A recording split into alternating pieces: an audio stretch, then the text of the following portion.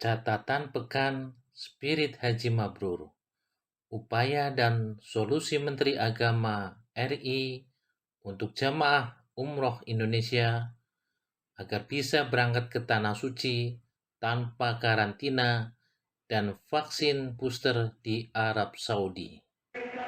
Subscribe Spirit Haji Mabrur agar lebih semangat berkarya menghasilkan konten bermanfaat. Jazakumullah subscriber. Assalamualaikum warahmatullahi wabarakatuh. Sobat Spirit Haji Mabrur, sehat selalu. Kasus COVID-19 di Indonesia yang terus menurun diharapkan menjadi pertimbangan pemerintah Arab Saudi untuk mencabut penangguhan warga Indonesia masuk Saudi. Setelah diizinkan masuk, jamaah umroh Indonesia dapat menjalankan umroh di Tanah Suci tanpa karantina di Saudi. Namun PR lain, bisakah Menteri Agama RI beserta jajarannya meyakinkan Saudi agar tidak ada vaksin booster bagi jamaah umroh Indonesia? Ketua Komisi 8 DPR RI, Yandri Susanto, memimpin rapat kerja Komisi 8 DPR RI dengan Menteri Agama RI yang membahas kebijakan APBN, isu-isu aktual dan alternatif solusinya, termasuk penyelenggaraan umroh pada 2021. Menteri Agama RI Yakut Khalil Qaumas menyampaikan kebijakan perkembangan penyelenggaraan umroh terkait kebijakan pemerintah Arab Saudi pada 2021 Masehi. Dengan penyelenggaraan ibadah umroh tahun 1443 Hijriah atau 2021 Masehi ini, perkenankan kami menyampaikan hal-hal sebagai berikut. Yang pertama, pemerintah Kerajaan Arab Saudi telah mengeluarkan surat edaran Kementerian Haji dan Umroh Arab Saudi tahun nomor 42121438 tanggal 15 Dzulhijjah 1442 Hijriah atau 25 Juli 2021 Masehi yang berisi antara lain ibadah umroh tahun 1443 Hijriah dimulai pada tanggal 1 Muharram 1443 Hijriah atau 10 Agustus 2021 Masehi. Kemudian pemerintah Republik Indonesia belum menerima pemberitahuan secara resmi dari pemerintah Kerajaan Arab Saudi terkait penyelenggaraan ibadah umroh 1443 Hijriah ini. Lalu suspend sudah dicabut, namun masih terbatas pada WNI yang memiliki izin tinggal atau iqomah Arab Saudi dengan syarat telah vaksin dosis lengkap dengan vaksin yang diakui Arab Saudi. Berikutnya, vaksin Sinovac dan Sinopharm sudah diakui oleh pemerintah Arab Saudi. Namun saat berangkat, jemaah umroh nanti wajib diberikan vaksin booster dari 4 jenis vaksin, yaitu Moderna, Pfizer, Johnson & Johnson, dan AstraZeneca.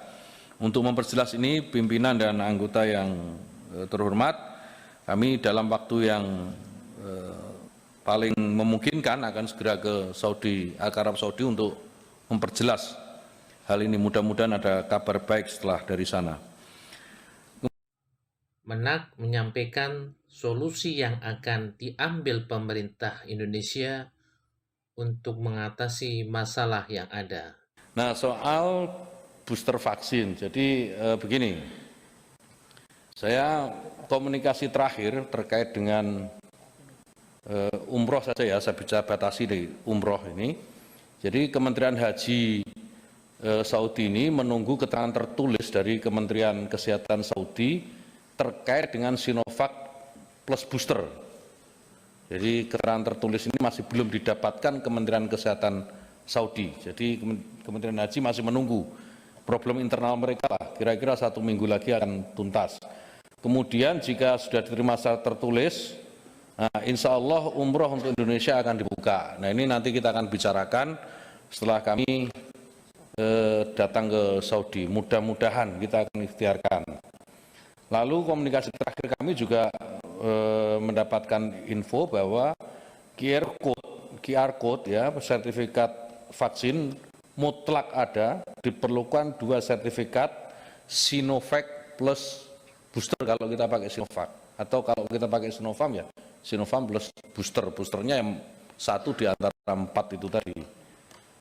Nah, saya kira ini menjadi otoritas pemerintah Saudi ya, menentukan booster itu. Jadi memang kalau mereka maunya 1 di antara 4 booster itu ya paling mampu kita hanya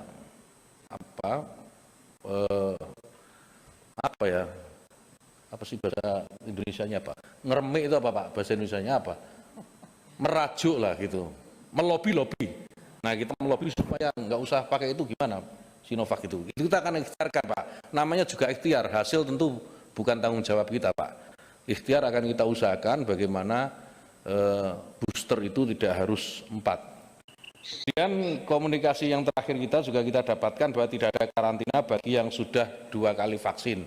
Jadi yang sudah 2 kali vaksin tidak perlu karantina. Sebagaimana tadi disampaikan oleh siapa tadi Pak Rizal yang umroh sampai 62 hari. Ya 62 hari waktu itu Pak. Waktu itu memang 62 hari, itu 14 hari karantina di negara ketiga, 8 hari karantina di sini setelah pulang di karantina. Jadi untuk karantinanya sudah 22 hari. Jadi plus umrohnya 10 hari jadinya 32 hari Pak. Biayanya menjadi 67 juta Pak, bukan 60. Umrahnya 4 jam. Jadi itu. Nah ini komunikasi terakhir kita mencoba mengarsi hambatan-hambatan ini Pak, tadi yang saya sampaikan. Jadi termasuk tidak ada karantina bagi yang sudah 2 kali vaksin, hanya butuh booster saja. Lalu negara yang sudah bisa masuk per hari ini Pak ya, itu Irak, Sudan, Nigeria, dan Algeria. Nah itu kurang lebih. Itu kemudian paket umroh 14 hari, dibolehkan umroh 1 kali, sholat bebas setiap waktu. Jadi paket umrohnya itu tidak 32 hari seperti yang tadi saya sampaikan Pak, tetapi bisa 14 hari tapi hanya 1 kali umroh. Umroh wajib saja itu, 1 kali umroh, tapi keluar masuk untuk sholat bebas. Nah ini saya kira kita harus diskusikan kembali soal ini. Jadi memang agak berat Pak, tapi ya apa boleh buat, ini maksimal yang bisa kita lakukan saya kira. Dalam kesimpulannya terkait penyelenggaraan umroh, Komisi 8 DPR meminta Menteri Agama RI menindaklanjuti masukan pimpinan dan anggota Komisi 8 DPR agar mengoptimalkan diplomasi dengan pemerintah Arab Saudi terkait penggunaan vaksin booster yang tidak memberatkan jamaah pada penyelenggaraan ibadah umroh.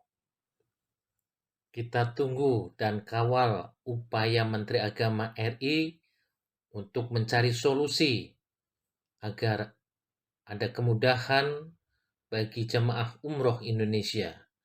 Khususnya tidak ada karantina bagi jemaah umroh di Saudi dan jemaah tidak harus disyaratkan suntik vaksin booster COVID-19. Namanya juga usaha. Jika mentok, pemerintah Indonesia harus mencari solusi vaksin bagi jemaah umroh Indonesia. Subscribe Spirit Haji Mabrur untuk info bermanfaat. Semoga Allah mudahkan ke Baitullah.